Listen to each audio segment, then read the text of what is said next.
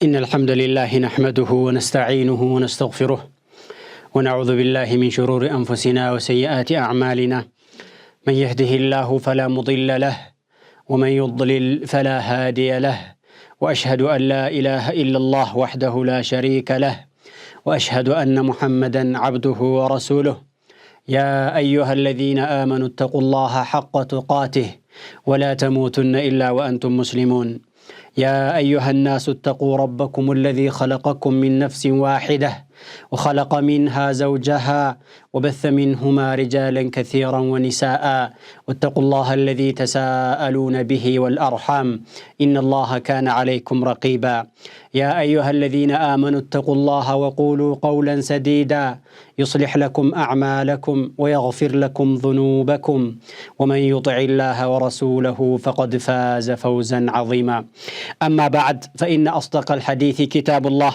وخير الهدي هدي محمد صلى الله عليه وسلم وشر الأمور محدثاتها وكل محدثة بدعة وكل بدعة ضلالة وكل ضلالة في النار ثم أما بعد فالسلام عليكم ورحمة الله تعالى وبركاته ውድ ወንድሞችና እህቶች የሱና መልቲ ሚዲያ ባለቤቶች የአላሁ ዐዘ ወጀል ፍቃድ ከሆነ አጀሩማን አጠናቀን ወደ አዲስ ኪታብ የምንገባ ይሆናል ማለት ነው።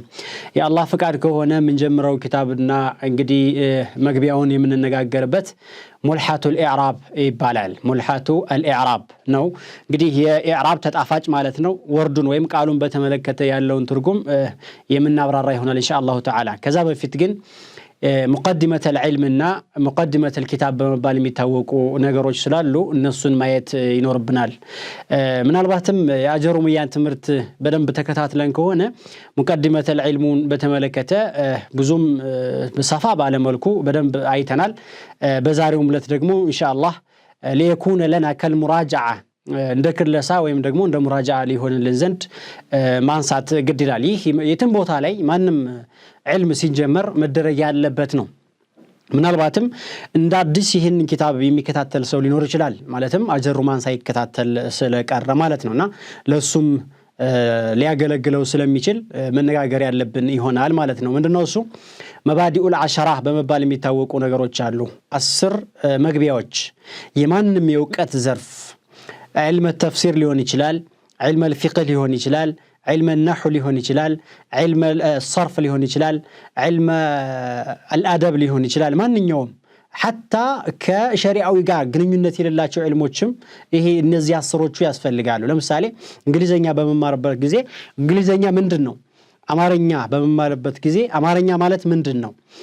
መሰሉ እንደዚህ ሁላ የማንኛውም የእውቀት ዘርፍ ሊዳስሳቸውና እነዚህ ነገሮች ሊጠኑ በደንብ አድርገን ልናቃቸው የሚገባ ወይም የሚገቡ ስለሆኑ በዛሬው ዕለትም እናነሳቸዋለን። 10 ነገሮች ናቸው። ኢነ መባዲአ ኩል ዒልምን 10 የማንም ዒልም ኩል ዒልም አለ የማንም ዕውቀት መግቢያዎቹ ወይም ለዛ ዕውቀት ጥቅል ዕውቀት የሚሰጡ ቀድሞ በዝርዝር ከመታወቁ በፊት ጥቅል ዕውቀት ተሰውር አድርገህ አንተ የምትገባባቸው 10 ናቸው ይላል። አንደኛው አልሐድ ይባላል። ሐድ ማለት ዴፊኒሽን ማለት ነው። ይሄ ሐድ የሚባለው ነገር ነህው ማለት ምንድነው? የእንግሊዘኛ ዕውቀት ምንድነው? አማርኛ የሚባለው ምንድነው? ጠቅለል ያለ ዴፊኒሽን ያስፈልጋቸዋል። ሳይንስ ምንድነው? ተፍሲር ምንድነው? ፊቅህ ምንድነው? እያንዳንዱ የሁሉም ዘርፍ የእውቀት ዘርፍ ሐድ ሊኖረው ይገባል፣ ዴፊኒሽን ሊኖረው ይገባል ማለት ነው። ይህ ዴፊኒሽኑን ስትይዝ ላንተ የተወሰነ ከፈት የሚያደርግልህ ነገር ስላለ ማለት ነው። طيب ሁለተኛው መውዱዑ ነው። መውዱዑ ነህው ነህው በምን ላይ ነው የሚያጠናው? በአማርኛ ላይ ነው? በምን ቋንቋ ላይ ነው? ለምሳሌ በአረበኛ ላይ ነው የሱ አሁን መውዱዑ ወይም የአረበኛ አረፍተ ነገሮችን ቃላቶችን ጥናት የሚያደርግ ነው። ሶስተኛ ሰመራ ነው። ፍሬው ምንድነው? ውጤቱ ምንድነው? አንድ ገበሬ እንኳን ራሱ አርሶ ዘርቶ አጭዶ በሚወቃበት ጊዜ ፍሬ የሚያገኘው ነገር ጥቅም የሚያገኘው ነገር አለ። አንተም አንድን ዕውቀት ተሰማርተ በመትማርበት ጊዜ ከተማርክ በኋላ ምንድነው ፍሬው? የምትጠቀመው ነገር ምንድነው የሚለው መታወቅ ይኖርበታል ማለት ነው። ወኒስበቱን ኒስባ የሚባል ደግሞ አለ። አራተኛ ኒስባ ማለት ሚን አይ ዒልሚን ሃዛ ከምን ዕውቀት ዘርፍ ነው የሚያጠናው? ለምሳሌ علم اللغة 12 ፓርት አለው 12 ክፍል አለው علم اللغة ብቻ ኮን ነህው አንዷ ናት ከዚህ ከ12ቱ ነህው አንዷ ናት እና ነህው የሚባለው من اي شيء من العلوم ከዕውቀቶች ከየትኛው ነው የሚመደበው ከተባለ من اللغة ይባላል ከ12ቱ አንዱ ነው ይባላል ምን አይደለም من التفسير አይደለም من الفقه አይደለም من الصرف አይደለም ግን علم اللغة كم يبالوت كأسرة እንደ አንድ ፓርት እንደ አንድ ክፍል አድርገን የምንወስደው ነው ይሄ አንደኛው ትርጉም ነው ኒስባ የሚለው ሁለት ትርጉም ስላለው ነው ሁለተኛው ما نسبة النحو بالنظر إلى بقية العلوم نحو የሚባለው ዕውቀት ክፍል ተፍሲር ጋር ስናነጻጽረው ከሐዲስ ጋር ስናነጻጽረው ከፊቅህ ጋር ከሰርፍ ጋር ከበላጋ ጋር ስናነጻጽረው ምን ያክል ይዘጋል ምን ያክል ቦታ አለው ምን ያክል ደረጃ አለው يميلون إهم ليسترقم يشلال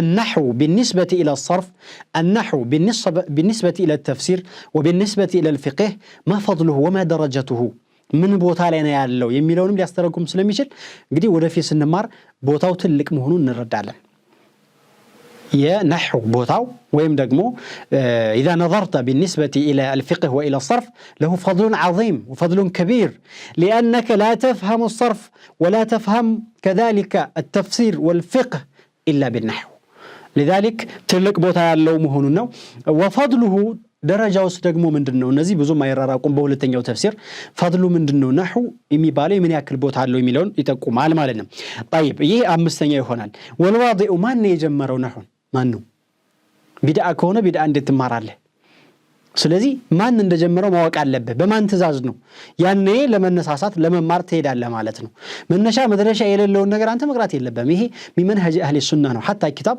በተለይ አቂዳ በተመለከተ ከምን እንደመጣ መታወቅ አለበት ዝም ብሎ የመጣው የሄደው የጎረፈው አይያዝ ስለዚህ ማን ነው ያኖረው የጀመረው የሚባለው ይሄም አንዱ ይሆናል ማለት ነው ወአሊስም 6 7ኛ ስሙ ምንድነው ما هو اسمه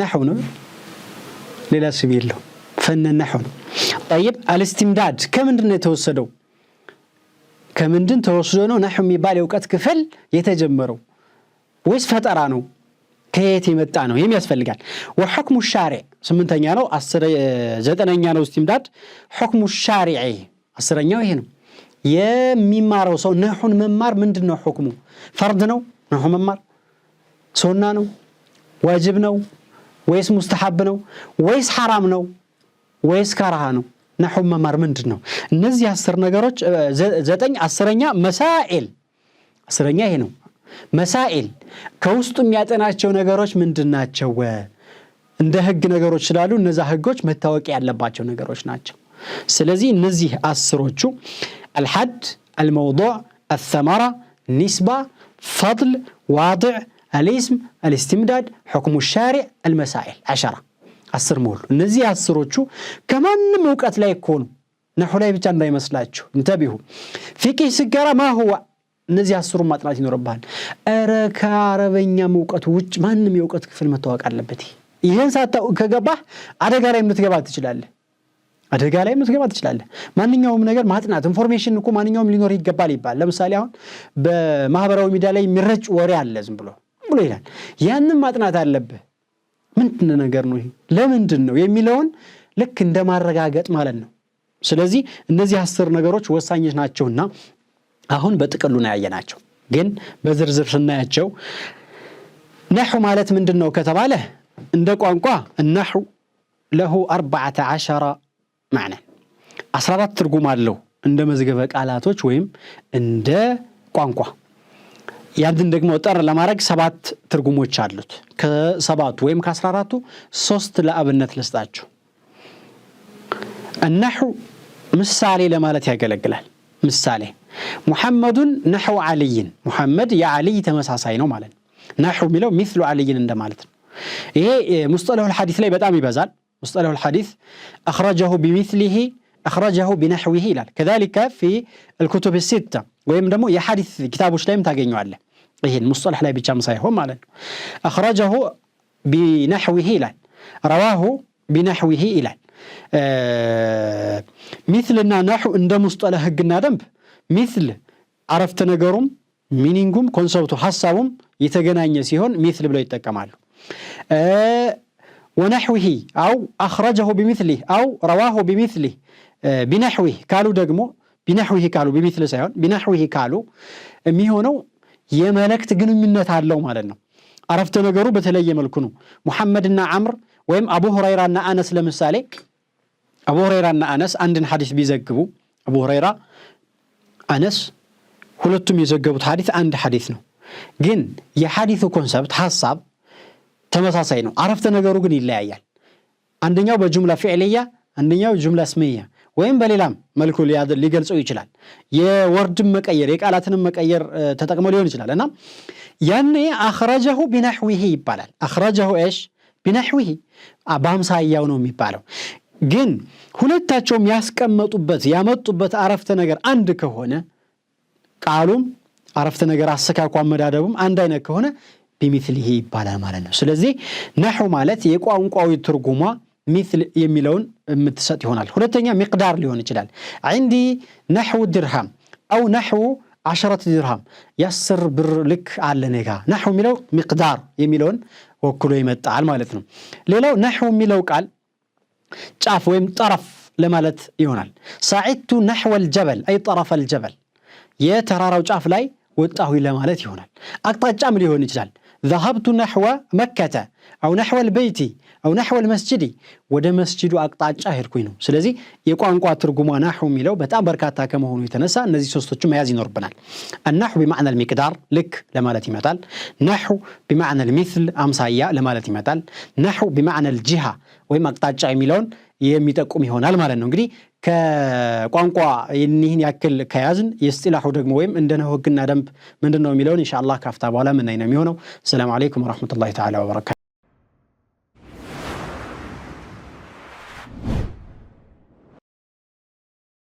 النحو في الاصطلاح نحو بلو مالت في اصطلاح النحويين بنحو هقنا دنب وهذا مهم من مارو من دنو نحو نو سلازي نحو مالت من مالن اتش وردان دتقالنات نون وحاء وواو نحو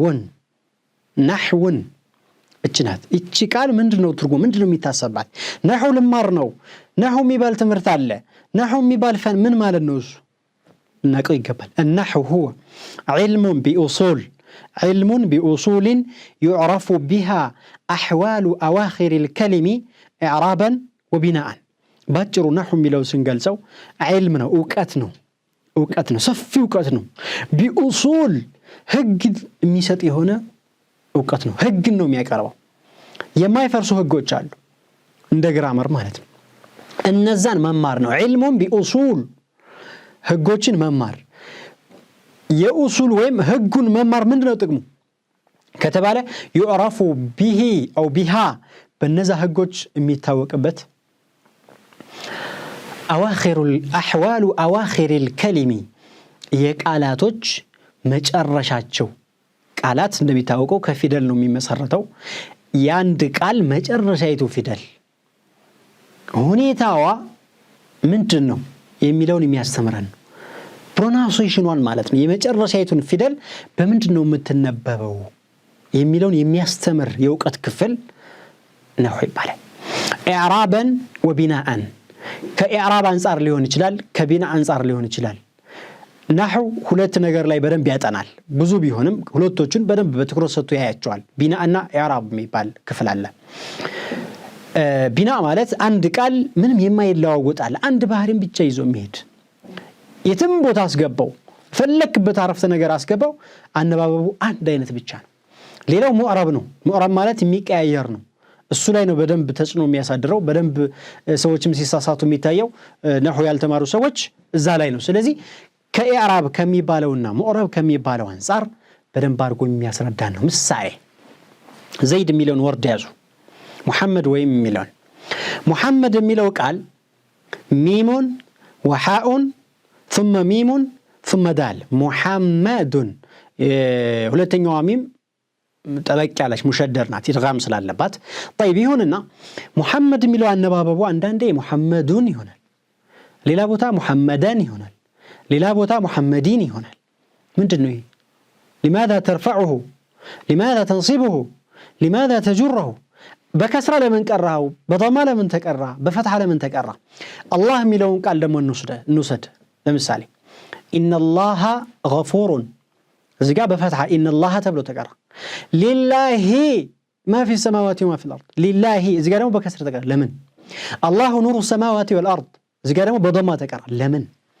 ይሄ ለምን የሚለው መልስ ማግኘት አለበት ምክንያቱም كسر النا رف ويم ضمة ويم نصب فتحة بميهونበት ጊዜ የሚኒንግ ለውጥ አለው እያንዳንዱ የኢራብ ጥቅሙ የሚያነው አነባበቡ ያው ንባብ ነው ضمة ነው ከስራ ነው ፈትሐ ነው ሌላ ልዩነት የለውም ግን አነባበቡ ሲለወጥ የትርጉም ለውጥ አለ ያንድኛውን አነባበብ ትርጉም እዚህኛው ላይ የምትደነቅረው ከሆነ هذا مشكلة لذلك نحو مهم ነው ወሳኝ ነው እነዚህ ጥያቄዎች አሁን የሚመለሱት በደንብ ነው ስንቀራ ብቻ ነው ግን መጨረሻው ብቻ ነው መካከል ወይ መጀመሪያ نحو ያገባው እሱ ደግሞ ራሱን የቻለ ሌላ ዕውቀት ክፍል አለ ሰርፍ በመባል ይታወቃል ለምሳሌ ينصሩ የሚለውን ቃል ብንወስድ ينصሩ የሚለውን ቃል ብንወስድ نحو ራኢቱ ላይ በምን ማንበብ እንዳለበት ነው የሚያስተምረው ينصሩ ራ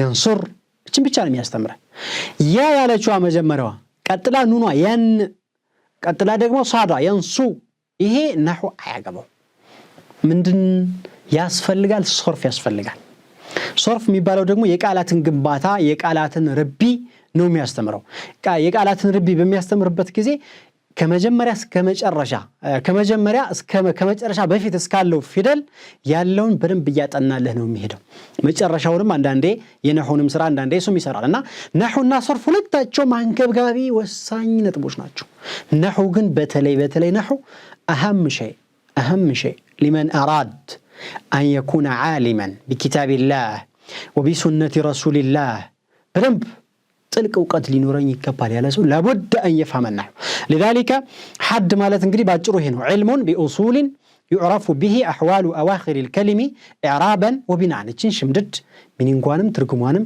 حفظ ማድረግ ይገድልናል طيب ከአስሮቹ አንዱ ይሄ ነው ሁለተኛው موضوع ነው موضوع ምንድነው نحو የሚባለው አማርኛ ላይ ያገለግላል ወይ እንግሊዘኛ ላይ ያገለግላል ወይ አያገለግልም ፈረንሳይኛ ላይ ምንም አያገለግልም موضوع كلام العرب ብቻ ነው በሌላ አነጋገር ቁርአንና ሐዲስ ለኛ አጀም ከመሆናችን አንፃር ቁርአንና ሐዲስ ላይ ነው የሚያጠናው ነህው ስለዚህ ቁርአንና ሐዲስ ማጥናት አትፈልግም ወይ ቁርአንና ሐዲስን ነው ሰርች የሚያደርገው ነህው ከሆነማ አንተም እነሱን ስለምትፈልግ በእነሱ ጀነትን ስለምንፈልግ موضوعን በደንብ ማወቅ የፈለገ ሰው ነህው መቅራትም እንደዚሁ ያስፈልጋል ስለዚህ موضوع النحو ما هو موضوع النحو هو الكلام العرب أو الكلمات العربية ሶስተኛ ثمራው ምንድነው ነው ውጤቱ ምንድነው ያማ አንደኛ ትክክለኛውን ከስተቱ ታውቃለህ ሱብሃንአላህ ያልተማረ ሰው መሳሳቱን እንኳን አያቅም እንኳን ትክክሉን ቀርቶ እውነቴን ነው የምላችሁ ነህው ያልቀራ ሰው ሲተረጉም የሚኒንግ መሳሳቱን እንኳን አያቀውም መሳሳቱን አያቅም እንኳን ማወቁንና ማለት እንኳን ሷው ቀርቶ ማለት ነው ስለዚህ ማወቅ የግድ ነው ውጤቱ ምንድነው ነህው ስንማር ትክክለኛውንና ስተቱን እንለያለን ትክክለኛውንና ስተቱን መለየት እንችላለን መቼ ነህው ስንቀራ ያ ደግሞ ስትለይ ወደ ምን ይወስድሃል ከተባለ ወደ ትክክለኛ መርሆ ወደ ትክክለኛ ህግ ወደ ትክክለኛ ትርጉም ነው የሚወስድ ቁርአንና ሐዲስን በግራመር ሳታስገባ ተርጉመህ የተረዳኸውና ግራመር ጋር ታይቶ ሲተረጎም ይለያያል ትክክለኛው ይሄ ሆኖ አንተ ይሄርክበት ሌላ ሊሆን ይችላል ስለዚህ ይሄንን ጠቀሜታ አለው ሁለተኛ فهم كتاب الله فهما صحيحا ቁርአንን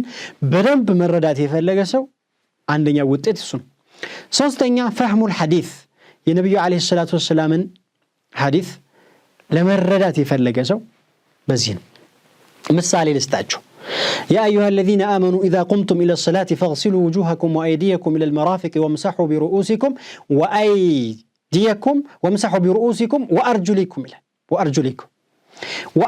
وأرجلكم قراءة الله وأرجلكم تكرتوال وأرجلكم تكرتوال አየው ልዩነቱ ምንድነው? ወአርጁለኩም አንድ ፕሮናንሴሽን ነው፣ ወአርጁሊኩም ሌላኛው ነው። ሁለቱም ثابت ነው። ልዩነቱ ምንድነው? ማንንም አይመልስም ነው ካልተማረ።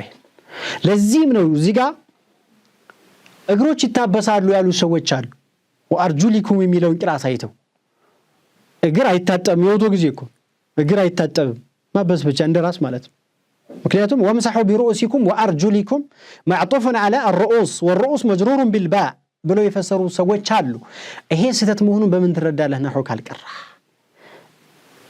كذلك قول النبي عليه الصلاة والسلام زكاة الجنين زكاة أمه የጽንስ እርዱ የእናቱ እርድ ነው።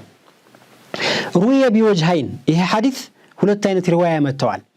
زكاة الجنين زكاة أمه ይሄ አንድ ሪዋያ ነው። زكاة الجنين زكاة أمه ይሄ ሁለተኛው ሪዋያ ነው።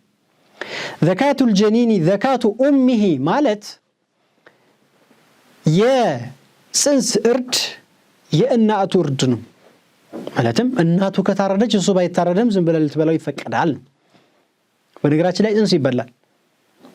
طيب زكاة الجنين زكاة أمه በሚለው ሪዋያ ከተተረጎመ ግን የጽንስ እርድ እንደ እናቱ እርድ ነው። ማለትም እናቲቱን እንዳረድካት ሁሉ እሱንም ማረድ ይኖርብሃል ነው የሚሆነው ትርጉም። አያችሁ ልዩነቱ በመለያየቱ አነባበቡ ሲቀየር የትርጉም ለውጥንም ፈጠረ። ለዚህ ነው ፉቃሃዎች ወይም ሹራሁል ሐዲሶች ሐዲስን የሚያብራሩ ሰዎች ሲፋተጉ ታገኛለህ። እዚህ ከፊሎቹ መታረድ አለበት ጽንስም ቢሆን ይላሉ። ከየት ወስደውት? ዘካተ ኡሚሂ ከሚለው ሪዋያ ስለወሰዱት። ከፊሎቹ ደግሞ አይታረድም እናቱ ካረካት በቃው ችግር የለውም ይላሉ። እነዚህ ደግሞ ዘካቱ ከሚለው ሪዋያ ነው። شفتم لا هذا لا تفهمه الا بالكتاب الا بالنحو عفوا ይሄ ምንም መረዳት አትችልም ነህው እስካልቀራህ ድረስ። ምን ፈርቁ بين ዘካተ ወዘካቱ ምን አይነት ልዩነት ስለሆነ ነው የትርጉም ለውጥ ሊያመጣ የቻለው? ስለዚህ ውጤቱ የነህው ትምህርት ውጤቱ ምንድነው? ባጭሩ ቁርአንን ትረዳለህ፣ ሐዲስን ትረዳለህ፣ ስህተቱንና ትክክለኛውንም ትለያለህ። እንደው ባጭሩ እኮ ነው። እንደ አራተኛ ተቅዊሙ አልበናን ጽሁፍንም ደግሞ ያስተምራል። እንዴት አድርገህ መጻፍ እንዳለብህ ምናልባት ይሄን እንደዋና አድርጎ ላያየው ይችላል፣ ግን ከዛው ውስጥ ይገኛል እንዴት መጻፍ እንዳለብህ። አንዳንድ ሰው በዕልም ሄዷል ማሻአላህ ጻፍ ስትለው ግን ምንም የለም። የጥሬ እጅ ነው ያዘው፣ የቆሎ ንፍሮ የምግብ እጅ። እንደዛ መሆን የለበትም። ነህው ስንማር መጻፍንም የመቻል ግድ ይኖርብናል።